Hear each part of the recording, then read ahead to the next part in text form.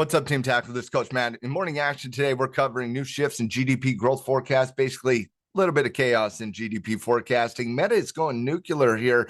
Taiwan Semiconductor gets an upgrade. Earnings out of Dollar General, an upgrade out of Pinterest.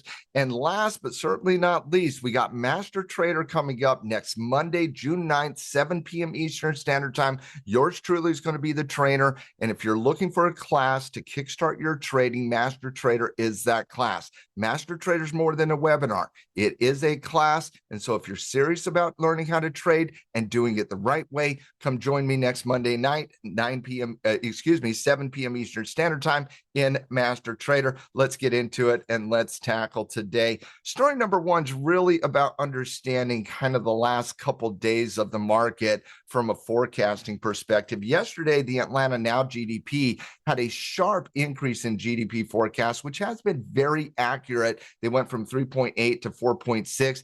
The OECD today, they cut U.S. GDP forecast down to 1.6 and 1.5%.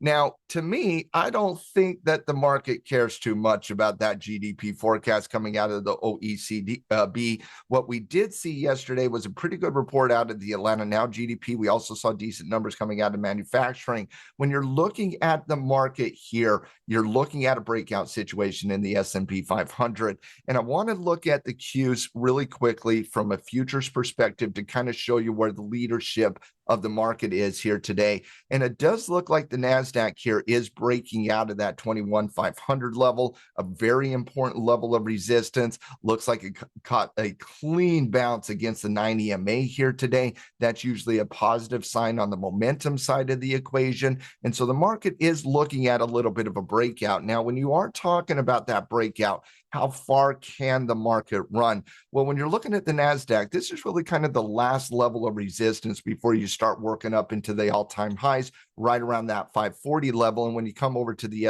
SPY, that 595 level of resistance is kind of that last level of resistance. If we can get above that level, close above that level, that's kind of that last level of resistance before you start working up into its all-time highs at 613 and really kind of starts that resistance level at 610. Now, what I want to do is I want to take a look at a spotlight of one sector per categorization of aggressive, defensive, and cyclical. When you're looking at kind of that one sector, I got to look at technology here today, as technology on the NASDAQ caught that clean 9 EMA bounce. You're looking at technology on a potential breakout here, looking pretty decent. When you're looking at the cyclical areas of the market, you got to be looking a little bit of energy here. Not only is energy starting.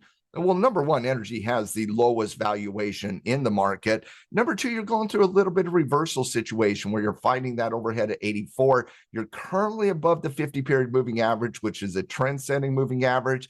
That's looking like a developing situation. And when you look at crude oil's kissing up against that 64 handle, which is a really important resistance handle on crude oil. So when I'm looking at the cyclical areas, that coming from that low point on the chart does pique my interest a little bit more. And then when you're looking at the defensive sectors here, defensive had a pretty decent week last week. It does look like it's the aggressive turn here early this week. But in general, the development that is happening here in healthcare does have a little bit of interest, and it does have a little bit of more work to do. There's no doubt about that. Keep an eye on that 50-period moving average, that same moving average that we now like energy. Well, that's still fairly above it. So why am I talking about it today? Well, we're seeing some shifts here. And what I mean by that is, look at May, lots of volatility in April. You look at May, lots of volatility in May. You look at June so far. What do we see? 3 inside candles, not a lot of volatility, and you're coming off that low point at 130. When you look at that weekly chart, you got that low point right there at 130 trying to build. And so it's an interesting development conversation. Does this develop into a continuation pattern on the bearish side of the equation, or does it start working back up to that 136 where that 50 period is and we start getting into a reversal situation? Stay with us. We'll have that conversation over time. Let's talk a little bit about the stocks here today. Taiwan Semiconductor, Meta, Dollar General, and Pinterest. Taiwan Semiconductor, interesting price upgrade from 215 to 240. Meta going nuclear with a great deal out of Constellation Energy, where they're going to be buying energy from Constellation to basically feed into their AI data centers. That's been a trend that's been going on with the hyperscalers for the last couple of years now. Dollar General comes out with a beat against EPS, beat on revenue, and a slight tick upgrade on the bottom end of their guidance.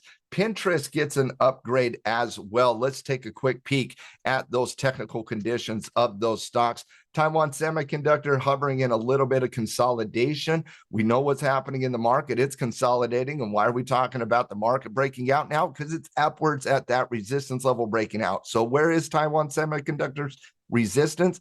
That's right there at that 200 level. Keep an eye on that. When you're looking at Meta here today, as they are going ham on the nuclear side of the equation, had that breakout yesterday, real good breakout yesterday against that 660. Meta's been on our traders report last couple weeks for bull put spreads. This now looks to be a directional situation with that candle yesterday, trying to get that breakout dialed in here today on the news. Let's move on. Let's talk about Dollar General and their earnings report. Like I said, they got a couple good beats there on the EPS and the revenue side, guidance with that slight uptick in guidance, and they got a gap up situation as well. At Tackle Trading, we don't chase gaps. We let gaps develop in secondary pattern analysis. And when you're looking at Dollar General from a longer term perspective, that seems to be a building situation. When you look at it on the daily chart, gap up with a little bit of momentum. You want to see this as a momentum situation technically, meaning you don't want the market to give up the 9 EMA, and the 9 EMA is going to play a role in that secondary development.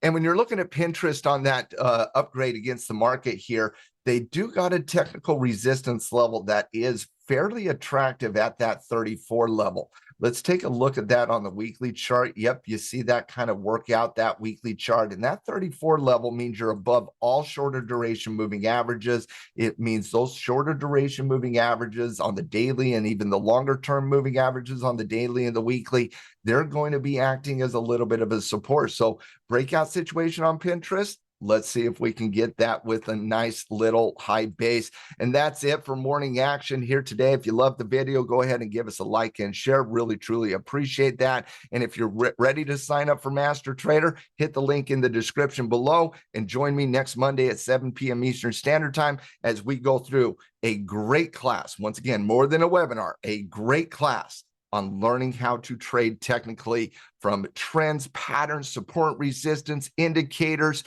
prepping trades, you name it. We're doing it next week in Master Trader, June 9th, 7 p.m. Eastern Standard Time. Join me. We're going to have a lot of fun, and I hope everybody has a wonderful day.